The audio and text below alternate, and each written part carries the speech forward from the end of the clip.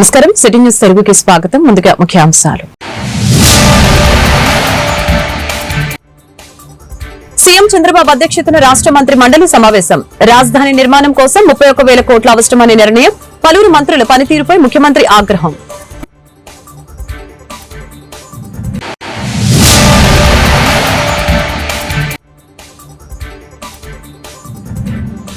కుప్పంలో నారా భువనేశ్వరి పర్యటన. విద్యార్థులతో ఇంటరాక్షన్. దేశ భవిష్యత్తు యువత చేతుల్లోనే ఉందని వెల్లడి. సీఎం చంద్రబాబు అధ్యక్షతన రాష్ట్ర మంత్రి మండలి సమావేశం జరిగింది. ఆంధ్రప్రదేశ్ లో అమలవుతున్న సంక్షేమ పథకాల అభివృద్ది పనులపై సుదీర్ఘంగా చర్చించిన కేబినెట్ పలు కీలక తీర్మానాలు తీసింది. ఈ సందర్భంగా పలువురు మంత్రులపై సీఎం చంద్రబాబు సీరియస్ అయ్యారు. మంత్రుల పనితీరును తాను ప్రత్యేకంగా మానిటర్ చేస్తున్నట్లు తెలిపారు. ఇన్ఛార్జి మంత్రులు ఇంకా కొందరు జిల్లాలకు వెళ్లకపోవడంపై ముఖ్యమంత్రి ఆగ్రహం వ్యక్తం చేశారు. అలాగనే రాజధాని నిర్మాణానికి మొత్తం 31,000 కోట్ల రూపాయలు సిద్దంగా ఉన్నాయని సీఎం తెలిపారు. ప్రపంచ బ్యాంకు నుంచి 15,000 కోట్లు, హడ్కో నుంచి 16,000 కోట్లు మంజూరు అయ్యాయని అధికారులు చెప్పారు. ప్రపంచ బ్యాంకు ఈ రోజు ఆమోదం తెలుపుతుందని భావిస్తున్నామని వారు అన్నారు. 3 ఏళ్లలో రాజధాని నిర్మాణం పూర్తి చేస్తామని సీఎంకు అధికారులు తెలియజేశారు. అసెంబ్లీ నిర్మాణంపై తగిన జాగ్రత్తలు తీసుకోవాలని మంత్రి నాదెండ్ల మనోహర్ కోరారు. మంత్రులు కొంతమంది వెళ్లి కొన్ని అసెంబ్లీ భవనాల లోపల ఎలా ఉన్నాయి అనేది చూడాలని సీఎం ఆదేశాలు జారీ చేశారు. రాజధాని నిర్మాణ పనులు 30 రోజుల్లో ప్రారంభం అవుతాయని ఈ సందర్భంగా అధికారులు పేర్కొన్నారు. యువత చేతిలోని దేశ భవిష్యత్తు ఉందని, కష్టపడితే విజయం సొంతమవుతుందని సీఎం చంద్రబాబు సతీమణి నారా భువనేశ్వరి తెలిపారు. 2 రోజు కుప్పం పర్యటనలో భాగంగా స్థానిక ప్రభుత్వ డిగ్రీ కళాశాల విద్యార్థులతో ఆమె ముఖాముఖి నిర్వహించారు. అంతకుముందు కళాశాల ఆవరణలో ఆమె మొక్కలు నాటారు. ఈ సందర్భంగా భువనేశ్వరి మాట్లాడారు. ఐటీ రంగంలోనూ మహిళలు రాణించడం సంతోషకరమని తెలియజేశారు. విజన్ ముందుకు వెళితే అద్భుతాలు సృష్టించవచ్చని చెప్పారు. నిత్యం ప్రజల గురించి ఆలోచించే సీఎం చంద్రబాబే తనకు స్ఫూర్తి అని చెప్పారు. తల్లిదండ్రులు పిల్లల భవిష్యత్తు బాగుండాలని ఎంతో కష్టపడి చదివిస్తారని, వారి నమ్మకాన్ని నిలబెట్టుకోవాల్సిన బాధ్యత విద్యార్థులపై ఉందని తెలియజేశారు. ఒకప్పుడు మహిళలు ఇంటికే పరిమితమయ్యేవారు. ఆ తర్వాత పరిస్థితులు మారాయని చెప్పారు. ఇప్పుడు అన్ని రంగాల్లోనూ మహిళలు ముందున్నారని అన్నారు. ఇప్పుడు లోకేష్ ఉన్నాడు. Okay, he's my son. More than that he might be Chandrababu Naidu son, or he might be a minister. As a mother, నేను ఎప్పుడు చెప్తాను అతనికి, నువ్వు హార్డ్ వర్క్ చేయాలి, మీ నాన్న కంటే పెద్ద గొప్పాడవ్వాలి. నేను ఎప్పుడు అతనికి గుర్తు చేస్తాను. ఇప్పుడు కూడా ఎప్పుడన్నా అంటాడు నేను నాన్నలాగా చేయలేవా? That means you are stopping your future. Never say I can't do better than that person, this person. అదంతా మన మైండ్ గేమ్. ఇట్స్ ఆల్ మీ చేతిలో ఉంది మీ భవిష్యత్. అందుకే 10 సార్లు నేను చెప్తున్నాను, I can do better than whoever is the best in this society. I can build my own life and go forward. మీరందరూ అది మాత్రం మీరు మర్చిపోవాలి. ఎవరో వస్తారు మనకి చేస్తారని. No. Believe in yourself, believe in your hard work. And as usual, మీరు బద్ధకంగా ఉంటే, ఇప్పుడే హార్డ్ వర్క్ గురించి చెప్పాను, బద్ధకంగా ఉంటే జీవితంలోనే మీరు ఎదగలేరు. అట్లానే మీ అందరికీ మళ్ళీ గుర్తు చేస్తున్నాను, అది చదువు అవనే, చదువుకున్న తర్వాత మీరు ఉద్యోగాలకు వెళ్తారు. Why I told you are the leaders of the future generation or this generation for the country అనేది, మీరు పొలిటికల్గా లీడర్ అవనే, మీరు ఒక బిజినెస్ పెట్టుకొని ఆర్ జాబ్ చేయండి, ఏదన్నా కానీ you are the leader of it and you have to go way forward with it in the mind. అదే నేను కోరుకుంటున్నాను. తర్వాత డిసిప్లిన్ అనేది ప్రతి ఒక్కరిలోనూ ఉండాలి. If not, you cannot go forward. Actually, కొంచెం నాకు డిసిప్లిన్ ఎక్కువ. సో బాపట్ల జిల్లా చీరాల జేకేసీ కాంప్లెక్స్ లో తేజస్వి ఆర్ట్స్ నిర్వాహకులు పద్మారావు ఆధ్వర్యంలో Raja Ravi Varma artist association semi Christmas వేడుకలు ఘనంగా జరిగాయి. కార్యక్రమంలో ముఖ్య అతిథిగా ప్రసంగికులు senior artist reverend Gummadi Ratnaprakash, Prajavedika వ్యవస్థాపక అధ్యక్షులు గుమ్మడి యేసురత్నం వాక్యోపదేశం చేశారు. త్యాగరాజు, హార్దీన్, సురేష్, శేఖర్, పి రవి, బాల, జి చంద్రపాల్ తదితరులు కార్యక్రమంలో పాల్గొన్నారు. ఈ ఆర్టిస్టులు అనే ఆ యొక్క చిత్రకారులు ఆదిలో మనం చూసినట్టుగైతే దేవుడు యెహోవా నరుని తన స్వరూపంలో సృష్టించాడు. సృష్టికి మూలంగా ఆయన ఆర్టిస్ట్గా ఒక దేవుడిగా జీవాన్ని ఆత్మనిచ్చిన దేవుడిగా ఉన్నాడు. తర్వాత ఆదాముని అవను చూసుకుంటూ ఆయన సంతోషంతో జీవితాన్ని కొనసాగిస్తూ ఉన్నాడు. నా పిల్లలు ఎంతో సంతోషంగా ఉండాలి, వారు సమాధానంతో ఉండాలని ఆ ఏదైనా పడి చోట్ల సంతోషంగా జీవిస్తున్న సమయంలో ఆయన ఆదాముతో ఏర్పాటు చేయబడిన స్త్రీ హవ్వ దూరంగా వెళ్ళిపోవడం వల్ల, దేవుని మాటకు వ్యతిరేకించడం వల్ల వాడు సొంత ప్రయత్నాలు చేశారు. అపవాక్యం మేము సొంతంగా ఉండాలన్నట్టుగా వాళ్ళు దూరం అయిపోయినప్పుడు దేవునికి ఒక ఆశ కలిగింది.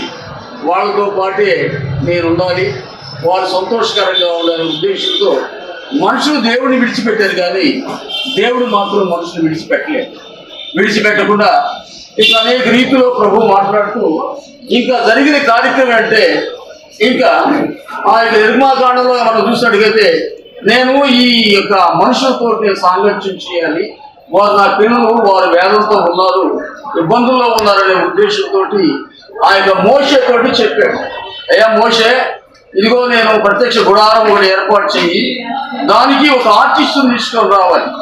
ఎవరైతే ఆర్టిస్ట్ అంటే సామాన్యమైన వ్యక్తులు కాదు, కానీ అక్కడ ఆ యొక్క అహోయావం అనబడే వ్యక్తిని తీసుకొని వచ్చి అక్కడ ఆ యొక్క తెరకు ఒక ప్రత్యేకమైన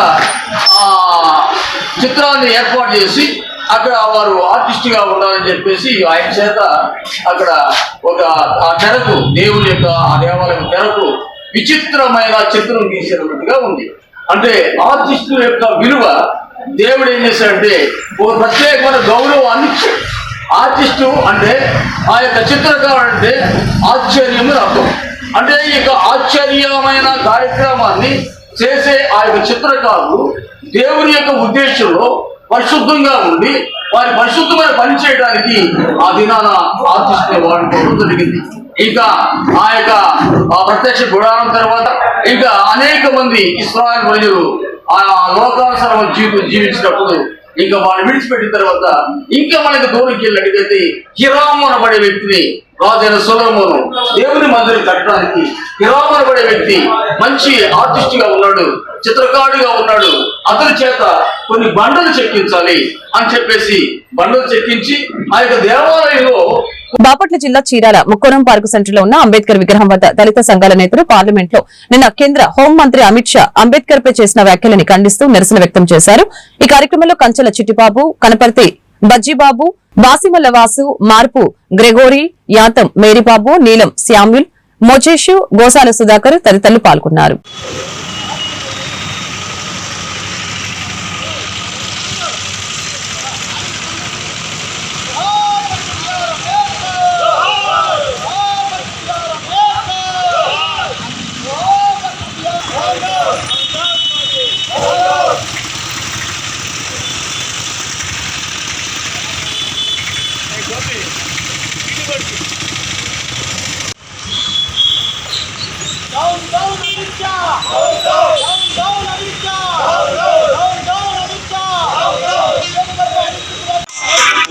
అంబేద్కర్ పార్లమెంట్ అవమానపరిచిన అమిత్ షా పార్లమెంట్ సభ్యత్వాన్ని అంబేద్కర్ పార్లమెంట్ అవమానకరంగా అమిత్ షా పార్లమెంట్ సభ్యత్వాన్ని అమిత్ షా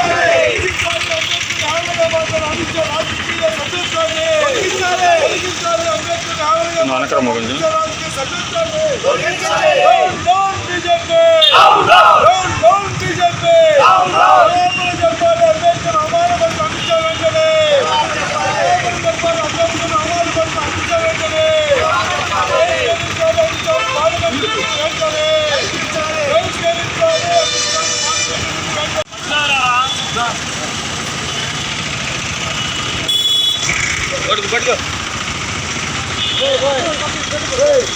ఇదైతే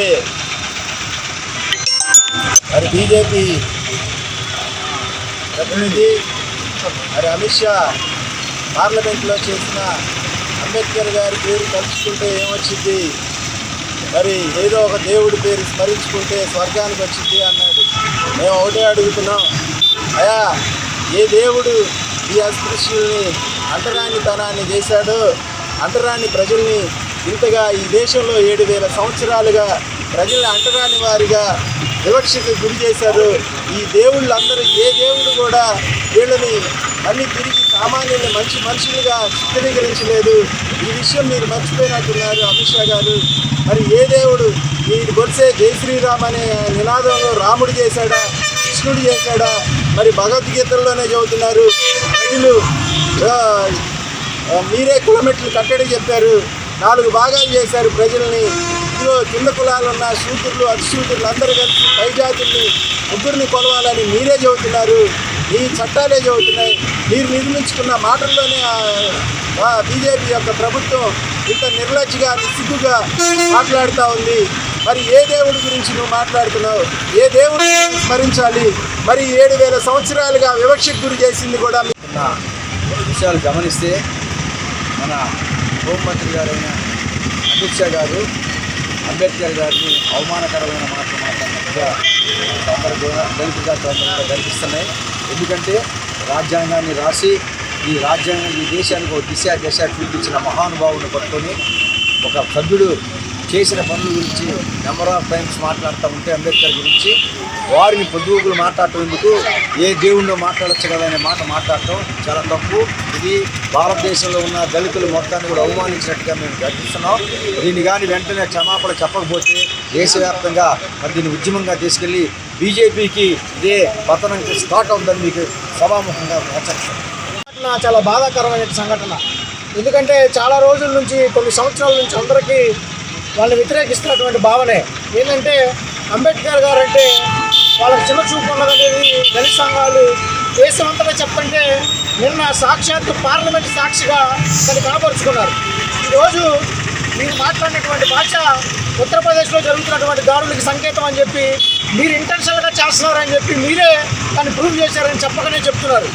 ఈరోజు భారత రాజ్యాంగ నిర్మాత డాక్టర్ బాబాసాహెబ్ అంబేద్కర్ గారు రచించినటువంటి ఆర్టికల్ ద్వారానే మీరు ఆడ కూర్చొని చేస్తున్నటువంటి పరిపాలన, ఈ పరిపాలన దేని ప్రకారంగా జరుగుతుంది? ఆయన రాసినటువంటి రాజ్యాంగం ప్రకారంగానే మీరు ఈ రోజున జమిలీ పెట్టాలనుకున్నా కానీ ఆర్టికల్ 221 సవరించాల్సినటువంటి బాధ్యత ఆయన రాసింది. బాపట్ల జిల్లా చీరాలలో విద్యుత్ ఇంధన పొదుపు వారోత్సవాలలో భాగంగా డిఈ కార్యాలయం నుంచి గడియార స్తంభం సెంటర్ వరకు ప్రజలకు అవగాహన కల్పిస్తూ ర్యాలీ నిర్వహించి మానవహారం ఏర్పాటు చేశారు. ఈ సందర్భంగా ఏడీఈ జాన్ థామస్ మాట్లాడారు. బయట ఎల్ఈడి బల్బుల్నే వాడుదాం, విద్యుత్ ఆదా చేద్దాం. ఐఎస్ఐ మార్కు పరికరాలనే వాడుదాం, విద్యుత్ ఆదా చేద్దాం. పరికరాలు చేద్దాం.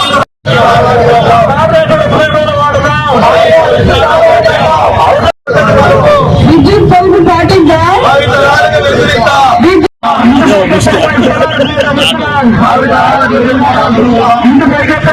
మేరకు జాతీయ ఇంధన వారోత్సవాల సందర్భంగా ఈరోజు చీరాలలో విద్యుత్ అధికారులు మొత్తం ఈగానే ఆధ్వర్యంలో మొత్తం కూడా ఒక డివిజన్ ఆఫీస్ నుంచి ఇక్కడ వరకు క్లాక్ టవర్ వరకు ర్యాలీగా నిర్వహించి అందులో భాగంగా అందరికీ కూడా పొదుపుపై ఏ విధంగా మరి పాఠశాల పొదుపు నియమాలు ఏ విధంగా ఉండాలి అనే దాని మీద కూడా ర్యాలీ చేసుకుంటూ అందరికీ స్లోగన్ తెచ్చుకుంటూ ఇక్కడ దాకా రావడం జరిగింది. ఇందులో భాగంగా అందరికీ కూడా ప్రజలందరికీ కూడా మేము విన్నవించుకున్నది ఏమంటే అవసరం లేనప్పుడు లైట్లన్నీ కూడా ఆఫ్ చేసుకోవాలి, ఏదైనా ఉంటే స్టార్ రేటింగ్ పరికరాలని కూడా అమర్చుకోవాలని చెప్పి తెలియపరుస్తున్నాం. అదేవిధంగా ఈ సెంట్రల్ గవర్నమెంట్ ఆదేశాల మేరకు సోలార్ ఈ మధ్యన వచ్చింది. సోలార్ అనేది కూడా విద్యుత్ పొదుపులో భాగంగా భావితరాలుగా మనం ఎనర్జీని సేవ చేసి అందించడానికి భాగంగా కూడా ఈ సోలార్ ని కూడా సెంట్రల్ గవర్నమెంట్ కూడా మనకి ఏర్పాటు చేస్తుంది. అందులో 1 కిలో వాటికి సోలార్ అమర్చుకుంటే 30,000 రూపాయలు సబ్సిడీ వస్తుంది. అదేవిధంగా 2 కిలోవాట్లు అమర్చుకుంటే 60,000 సబ్సిడీ వస్తుంది గవర్నమెంట్ నుంచి. అదేవిధంగా 3 కిలోవాట్లు అందరికి పైన అంత తీసుకున్నా కానీ 78,000 సబ్సిడీతో పెడుతున్న సోలారు. మిగతా అమౌంట్ కూడా బ్యాంకులు లోన్లు ఇవ్వడానికి సిద్ధంగా ఉన్నాయి. మీ ద్వారా ఈ ప్రజలకు మేము విన్నవించేది అంటే సోలార్ విద్యుత్ అమర్చుకోవాలని చెప్పి అందరూ కూడా డిపార్ట్మెంట్ కి జాతీయ ఇంధన వారోత్సవం భాగస్తులు కావాలని చెప్పి కూడా. దేవుని కుమారుడు మనిషి కుమారుడిగా పుట్టి మనుష్య కుమారులందరినీ దేవుని కుమారులుగా చేయటానికి ఆయనని నీ కొరకు నా కొరకు తన రక్తం చిందించడానికి ఈ లోకంలో జన్మించాడని పాస్టర్ రెవరెండ్ ఎం వినయ్ బాబు పేర్కొన్నారు. అమృతలూరు మండలం సమైక్య కార్యాలయంలో ఏపీఎం సందీపాము రాంబాబు అధ్యక్షతన సెమీ క్రిస్మస్ వేడుకలు ఘనంగా నిర్వహించడం జరిగింది. నిత్య సుఖాల జీవ జలాలకు పెన్నిది ఆ ప్రభువేంచగా ఇలా పండుగ నిన్ను కావగా నిరుపేదగా జన్మించగా ఇలా పండుగ సుధా మధుర కిరణాల అరుణోదయం కరుణా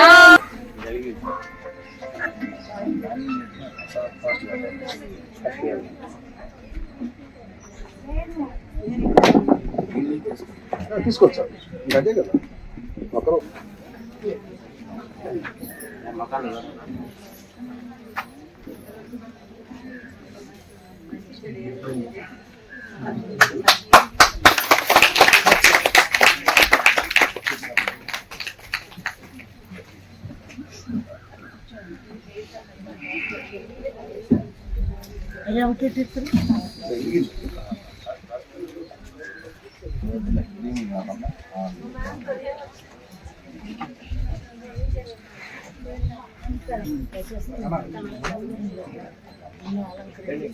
మరణాల శరసాల మరుగైనవి సుధా మధుర కిరణాల అరుణోదయం కరుణామయుని శరణాల అరుణోదయం.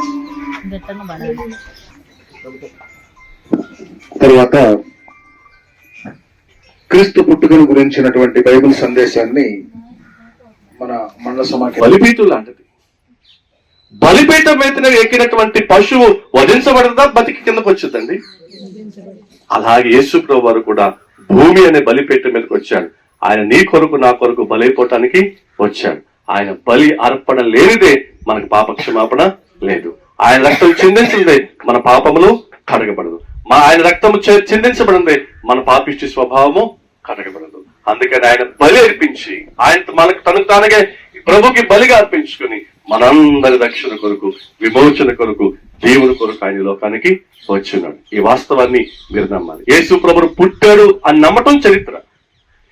యేసు ప్రభువు పుట్టాడు అని నమ్మటం చరిత్ర. చరిత్ర నమ్మొద్దు. యేసు ప్రభువు నా కొరకు పుట్టాడు అని నమ్మటము రక్షణ. యేసు ప్రభువు పుట్టాడు అని నమ్మటము చరిత్ర. అలా కాకుండా యేసు ప్రభువు నా కొరకు జన్మించాడు అని నమ్మటము రక్షణ. చరిత్ర కావాలా, రక్షణ కావాలా? రక్షణ కావాలి. అందుకని ఆ యేసు ప్రభు ఎలా వచ్చాడు తెలుసా? నేడు రక్షకుడు మీ కొరకు పుట్టాడు. ఎవరి కొరకు? ఆడ మీ కొరకు నందు కాదని మనం ఏమన్నానంటే నా కొరకు. యేసు నేడు రక్షకుడు నా కొరకు పుట్టి ఉన్నాడు. నమ్మిన వారందరూ కూడా రక్షించబడతారు. దేవుడి మాటలు దీవించునుగాక. పశువుల తొట్టులో పడుకోబెట్టబడినటువంటి ఆయన రక్షకుడు. ఆ తొట్టి మానవుడి జీవితానికి సాదృశ్యంగా ఉంది.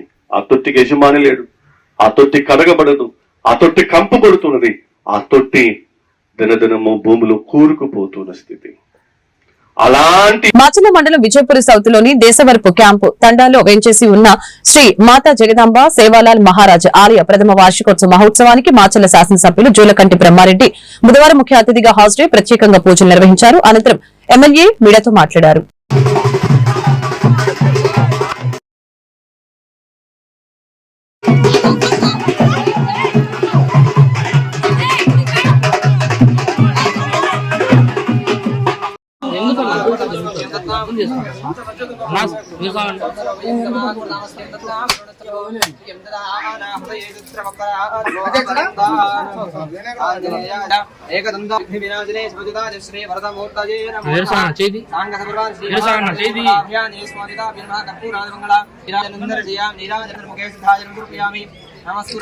పార్వతీ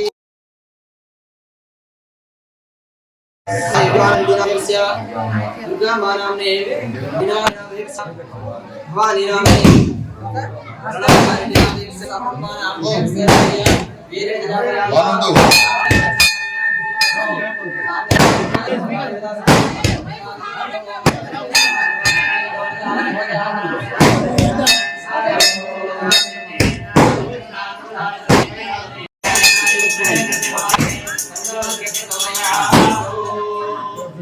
माता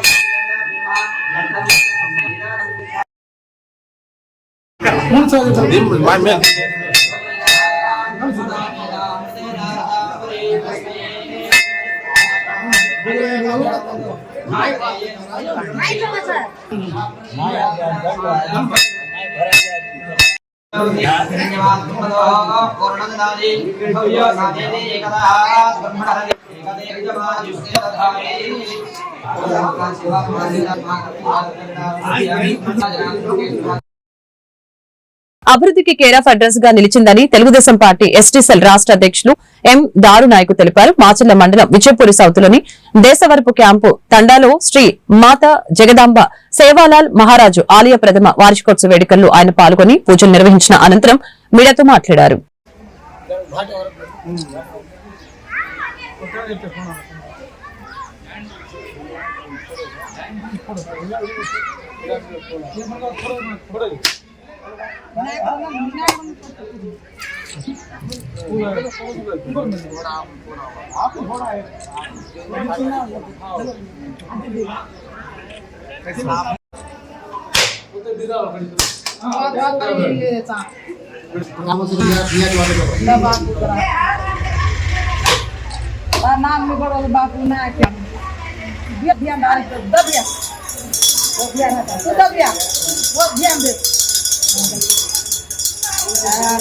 जगन्माता सगल सोने अरे गवर्नमेंट तो बड़ा चारे हम आप आए नहीं तू बड़ा ला जगन माई बड़ा घर घर काले कोड़ा घर घुसा ये तैयारी बड़ा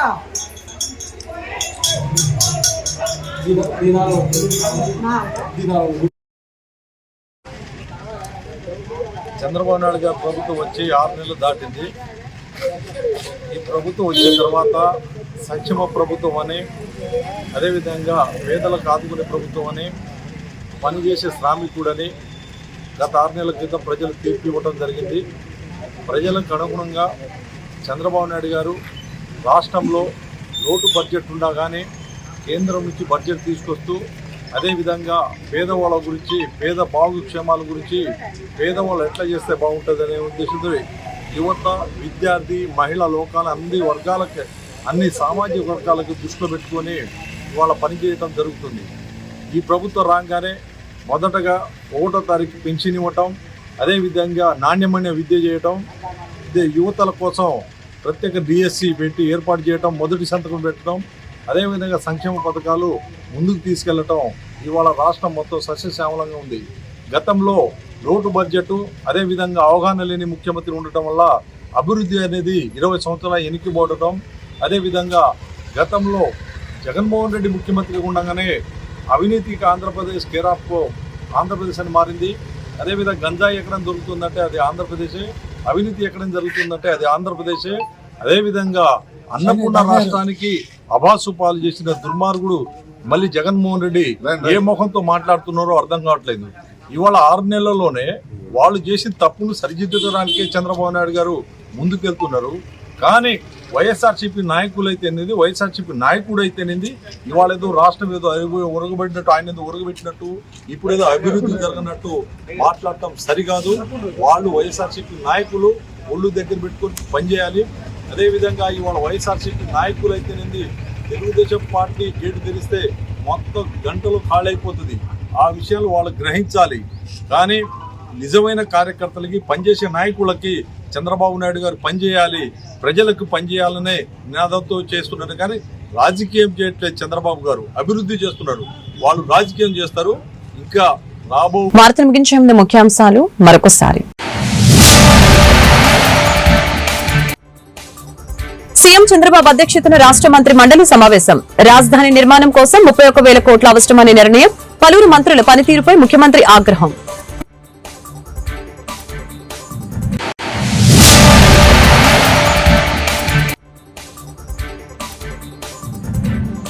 కుప్పంలో నారా భువనేశ్వరి పర్యటన. విద్యార్థులతో ఇంటరాక్షన్. దేశ భవిష్యత్తు యువత చేతుల్లోనే ఉందని వెల్లడి. ఈ వార్తలు ఇంతటితో సమాప్తం. మరొక బులెటిన్ మళ్ళీ కలుద్దాం. నమస్కారం.